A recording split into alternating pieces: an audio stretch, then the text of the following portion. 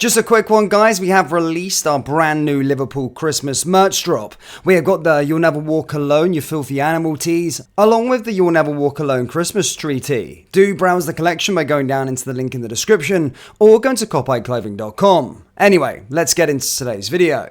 And hello everybody, welcome back to the channel, guys. I hope you're all well. Before we do get into today's video, as always, please do smash that like button and subscribe to the channel for daily Liverpool content. Guys, got quite a few bits and pieces to discuss in today's video. We've got some big news with regards to Alexis McAllister, whilst also some big Hincapié news as a reputable journalist has came out with regards to a potential move away from his current club in the January transfer window. So fairly exciting on that front, whilst also going through a few other bits and pieces within the Liverpool space. Guys, it's been 2 days now, of course, since we drew to Manchester United. I did my little rant video yesterday, slightly pissed off, still pissed off with the performance, of course, but it's football. The next game is around the corner. We're taking on West Ham next in the League Cup quarter-final. I do want to get our hands on that piece of silverware once again. I know people kind of begrudge the League Cup, but look, we're 4 matches away from winning the trophy itself, so we might as well. And I think we're the favourites within the competition that are currently left. Chelsea probably one of the better sides. Newcastle got to the final last year,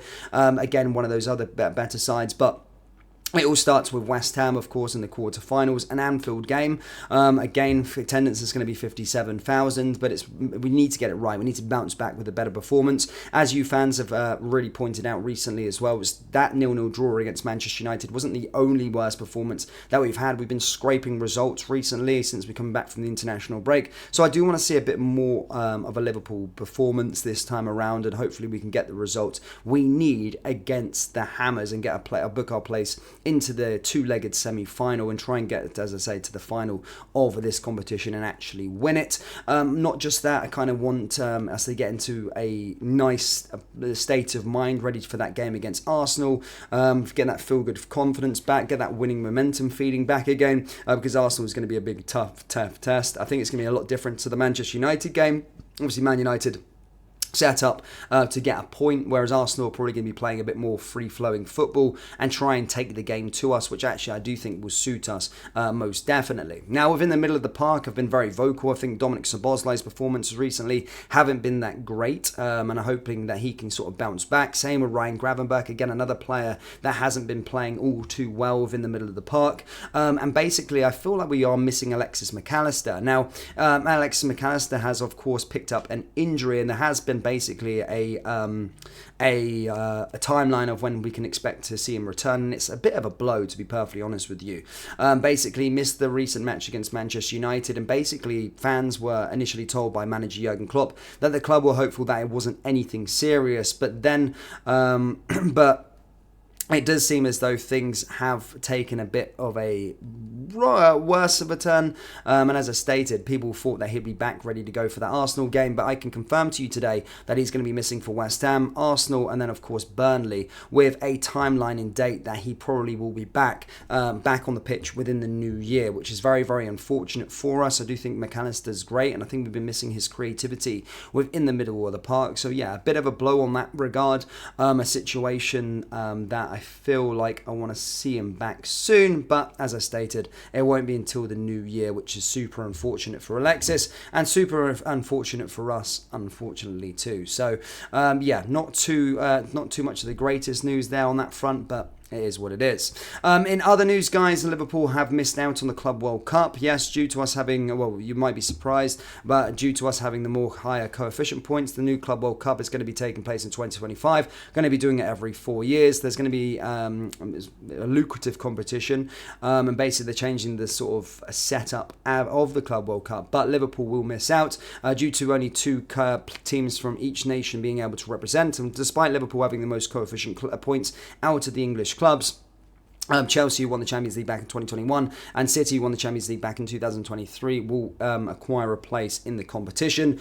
Apparently, Arsenal could join, which I find, well, I think Arsenal could maybe knock Chelsea out of it. I'm not sure how it works, but basically due to Liverpool being in the Europa League, they won't be able to make that competition in 2025. It's in the summer. Some fans will think it's good news, some fans will think it's bad news, but you know, financially it would have been good, and it would have been quite good to see Liverpool take on like Boca Juniors or River Plate or Flamengo, Fluminense, those sorts of sides in a sort of USA tournament. But it is what it is. Liverpool won't be playing the 2025 tournament. Next time they could play there is 2029. Now, in other news, guys, a bit of transfer news. As I stated, we are kind of creeping up towards the transfer window, and as I stated, guys, on this channel I've always brought to you reputable transfer news. For those of you who've been long-term subscribers will know that, and I don't like to bring you know, random sort of links to random players from the Sun or the Daily Mirror or these sort of crappy sources. There's a fair few certain types of journalists I listen to: Fabrizio Romano, Paul Joyce, David Ornstein, and within the German space and the German football space, Florian Plettenberg is very, very reputable when it comes towards Bundesliga players and German players making moves, or clubs buying those sorts of players. Basically, Florian has came out with regards to Hincapié and basically said that the player is open for a new challenge as he wants to play regularly. He's not happy currently at Bayer Leverkusen. However, Leverkusen appreciate him and want to keep him at this moment in time. But as I said, the 21-year-old left-sided centre-back wants to make a move this January.